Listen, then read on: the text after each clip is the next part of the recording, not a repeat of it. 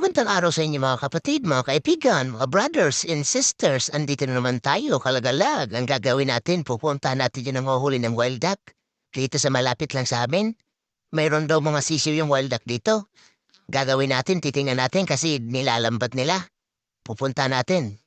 Mamaya makikita nyo kung paano ginagawa nila. Oh, maya-maya, nandiyan na tayo.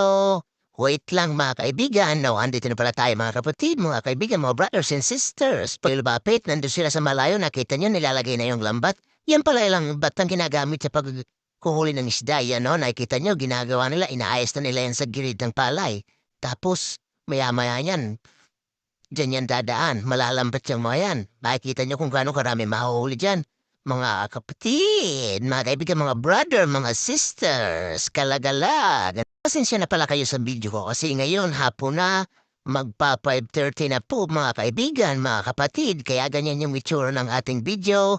Masyadong malabo na kasi hapon na. Gagawin natin, huhulihin natin yan kasi hapon na nandun na sila sa gitna ng palayan. Nakikita nyo kung gaano sila karami, malalaki pa naman. Oh, yun, magsisimula na yan doon sa malayo. Nakita nyo, oh? Yun. Yung wild duck kasi mga kaibigan, sa sobrang ilap nila, ang bilis nila tumakbo kaya madali silang matrap dyan sa mga ganyan, sa mga lambat. Yan mga kapatid, mga kaibigan mo, brothers and sisters, kalagalag, paki-like, paki-comment, pag-subscribe ng aking YouTube channel, maraming salamat. Nandyan, no, nakita niya? Uulitin pa daw nila kasi meron pa.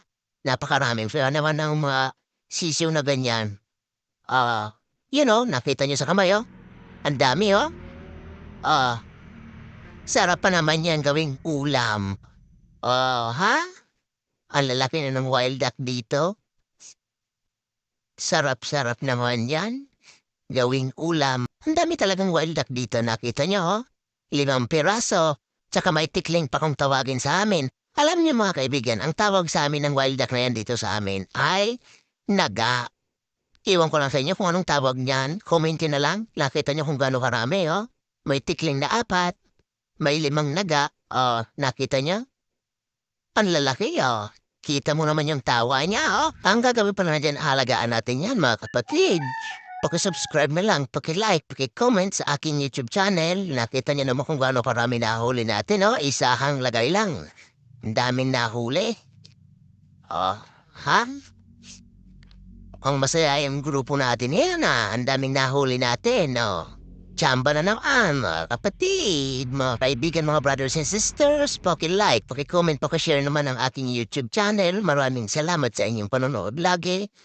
Sa walang awang pagsuporta. O nakita niyo, pumunta na sa ilaw. Yan pala tinatawag sa aming kali. Patubig yan. Malinaw yung tubig dyan. Nakita niyo, hinugasan na. Kasi masyadong marami yung putik. Sa putikan kasi.